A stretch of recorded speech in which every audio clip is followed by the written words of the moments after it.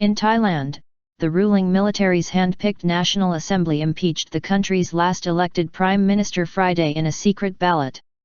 This comes 8 months after Yingluck Shinawatra was forced out as the country's political leader.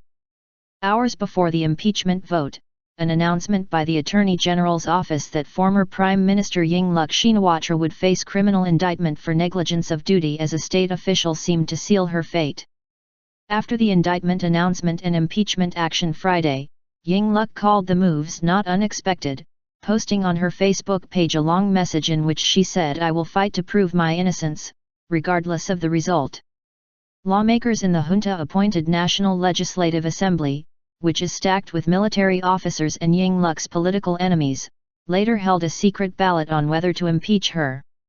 National Legislative Assembly President Pornpet Wichitcholchia announced the vote results.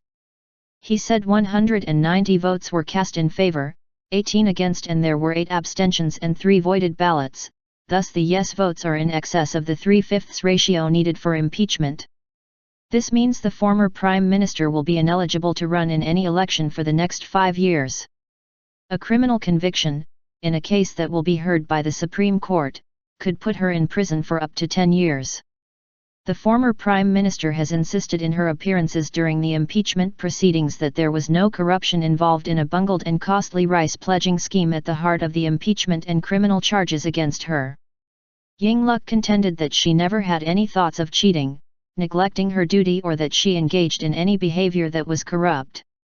On Thursday, Yingluck told the appointed body that its activities against her have a hidden agenda and are driven by politics. She said any move to sideline her from politics would violate her fundamental rights and freedom. A former national security advisor in the Yingluck government, Sean Bonprikung, said the actions betray those who took the military at its word that political reconciliation and tackling economic difficulties would follow the coup. "I foresee a difficult period ahead with more economic activity not addressed as they said they would. So we're going to have to wait and see. But I don't foresee anything else but the country taking a turn on its unpredictable path," said Sean. Thailand's military government warned before the impeachment vote that it would take action if Yingluck's supporters took to the streets. The former national security advisor, however, does not foresee any such significant public demonstrations. "My information corresponds with Army intelligence that it's unlikely the Reds or Pheu Thai party voters would take to the street. And, also, a second condition they face being martial law which restricts and would put themselves in a legal difficulty or they could be arrested," he continued. Yingluck won a landslide election in 2011, putting her family back into power 5 years after her older brother, Thaksin Shinawatra, was ousted in a coup.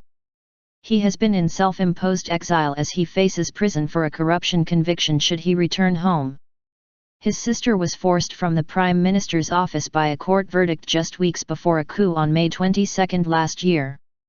Then Army Chief Prayuth Chan-ocha led the bloodless coup and appointed himself as junta leader. Now a retired general, he has stayed at the helm since then and engineered his appointment as Prime Minister.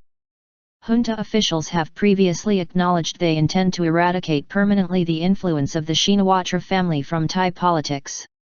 Parties backed by Thaksin, a former policeman who became a telecommunications tycoon, have won every election in the kingdom since 2001.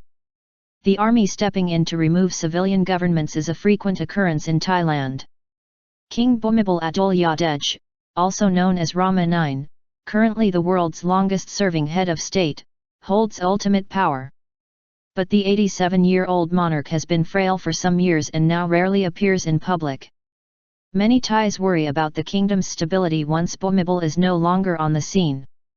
Military rule is favoured by many of the elites and much of the Bangkok middle class, not only because it brought an end to political violence on the streets but also to preserve order when royal succession occurs.